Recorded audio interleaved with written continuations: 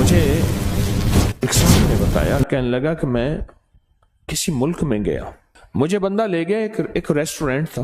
Hotel تھا بہت بڑا، میں وہاں گیا، ایک دروازے پہ گیا تو اس نے دروازے کی ایک جگہ پہ بٹن لگے ہوئے تھے، اس کو اپنے مزاج سے گھمایا، کوڈ لگے ہوئے تھے، دروازہ کھل گیا، آگے راہداری تھی اور آفس تھے، اس کے بعد گیا تو ایک کونے میں ایک گیٹ تھا، اس نے کھٹکھٹایا 3 دفعہ ادھر 2 دفعہ ادھر 1 دفعہ اوپر، دروازہ کھلا، اندر سے آدمی نے دیکھا، اندر سے آدمی چلا گیا، آگے گیا تو پھر آگے ایک اور دروازہ تھا، اس دروازے پہ پھر بٹن کوڈ تھے، وہ اس نے دبائے، پھر ہم ایک دفتر میں پہنچے اور اپنی مطلوبہ جگہ پہنچے۔ کیا خیال ہے، آپ اپنے موبائل پہ کوڈ نہیں لگاتے، اپنا تھم انگوٹھا نہیں لگاتے کہ آپ کا موبائل کوئی نہ کھول سکے؟ زندگی موبائل کی طرح بندھی ہوئی ہے، بندہ عاجز آ جاتا ہے، اس بندے کا موبائل نہیں کھول سکتا، اس نے جو اس نے اپنا کوئی کوڈ لگایا ہوا ہے۔ زندگی عاجز آ جاتا ہے بندہ، اور زندگیوں پہ کوڈ لگے ہوئے ہیں بندشوں کے، دیو سائی کے، جنات شیاطین کے، بندہ نہیں کھول سکتا، اور اگر اس کو کھول سکتے ہیں تو کوئی طاقت ایسی ہے اور کوئی قوت ایسی ہے، موبائل جتنا بھی اس کو کوڈ لگا ہوا ہو، موبائل بنانے والا نظام، اس کی کمپنی اور اس کے سائنسدان، آپ 1,00,000 موبائل دیں گے اس وقت کھول کے رکھ دیں گے سارے، اس میں جتنا طاقتور کوڈ لگا ہوا ہے،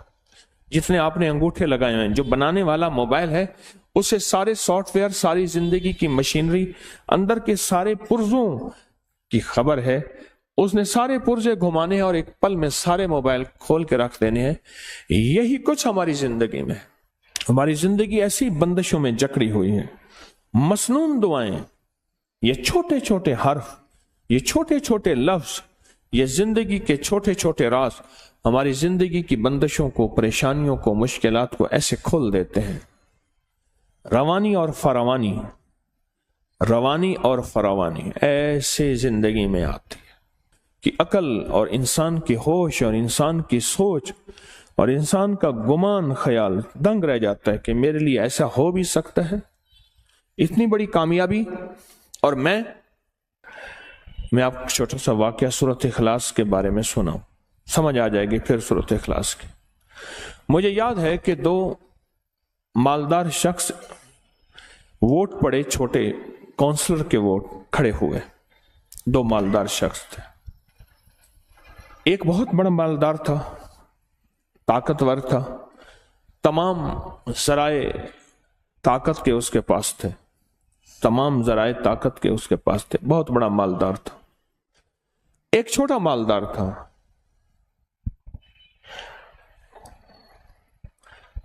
اب آپ حیران ہوں گے، جو بڑا مالدار تھا لوگوں نے اس کو ووٹ دیے۔ ایک شخص تھا جو سارا دن اس کے نعرے لگاتا تھا، اس کے بارے میں لوگوں کو قائل مائل کرتا تھا، اس پہ کوئی مصیبت آئی اور بڑا مالدار اس کے ساتھ کھڑا ہوا تھا، اور جو چھوٹا مالدار ووٹ نہیں دیے تھے وہ اس کا مخالف تھا، اور یہ بندہ جیت گیا۔ ایک بہت طاقتور شریر آدمی نے اس کو نقصان پہنچانا چاہا، ہوا یہ کہ دیوار گر گئی۔ جب دیوار گر گئی بارش کی وجہ سے، ساون بادو تھا، اب جب اس نے دیوار دینا چاہی، ساتھ والا پڑوسی کہنے لگا یہ دیوار ہماری مشترکہ تھی، لہٰذا گر تو ویسے گئی ہے، آپ میری جگہ چھوڑ کے آگے دیوار دیں۔ تو اس نے کہا یہ دیوار میری ذاتی تھی، میری خاندانی تھی، اس پہ جھگڑا ہو گیا،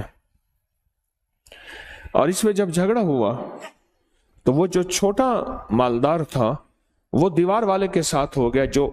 جس کا مطالبہ تھا وہ لیکن واقعی ناجائز تھا، اور جو بڑا طاقتور تھا وہ اس کے ساتھ ہو گیا۔ آخر یہ اپنا حق جیت گیا اور اس نے اپنی جگہ پہ دیوار دی۔ آپ کی زندگی میں کئی حق ہیں جو جناتی، شیطانی اور دیو مار دیتے ہیں، آپ کو زندگی سے محروم کر دیتے ہیں۔ بڑی طاقتور چیز کو اپنے ساتھ رکھیں، بڑی قوت کو اپنے ساتھ رکھیں، اور بہت بڑے نظام کو اپنے ساتھ رکھیں۔ اور وہ بہت بڑا نظام کون ہے؟ وہ ایک ایسی ذات ہے جو نظر نہیں آتی پر ہے، اور اس نظام کی تعریف، اس طاقتور نظام کی تعریف کیا ہے کہ اس کے پاس ہے ملک، مال، اقتدار، حکومت کیا ہے؟ وہ طاقتور نظام آپ کے ساتھ ایسی آ جاتا ہے۔ क्यों परेशान, क्या हुआ, मैं तुम्हारे साथ। और वह ताकतवर निजाम हमारे साथ हो जाता और ये चीजें बेबस और आजिज आ जाती हैं। ये चीजें हमें नुकसान पहुंचाना चाहती हैं, हमारा रिस्क खाना चाहती हैं, हमारी औलाद में बगावत और नाफरमानी को घोलना चाहती हैं और हमारी नस्लों के अंदर परेशानियां, मुश्किलात और मसाइल और उलझने, ये चीजें हमारी जिंदगी को खा रही हैं। ये एक पल में वो ताकतवर ताकत हमारे करीब आ जाती है, हमारे सामने आ जाती है। और उस ताकतवर निजाम को समझना है तो दिल में कह दे कुल हुवल्लाहु अहद अल्लाहुस समद लम यलिद वलम यूलद वलम यकुल लहू कुफुवन। इस वीडियो को लाइक और शेयर करें। अब करिए YouTube चैनल को सब्सक्राइब करें और रोजाना ज्यादा से ज्यादा सब्सक्राइब करवाएं। आप दूसरों के लिए सदका जारिया बनेंगे। अल्लाह पहले आपके आटे का बचा हुआ पानी, जिस पानी से आटा गूंथते हैं और खवातीन उसमें हाथ डाल डाल के आटा, उसमें कुछ आटा चला जाता है, इसके पीने वाला पेशाब की तकलीफों से, जिसको पेशाब बार बार आता हो, और चावलों को पकाते हुए जो चंद चावल नीचे गिर जाएं, उनको चुन के अगर बच्चे को खिला दिया जाए तो रात को बिस्तर पे पेशाब करता नहीं करेगा।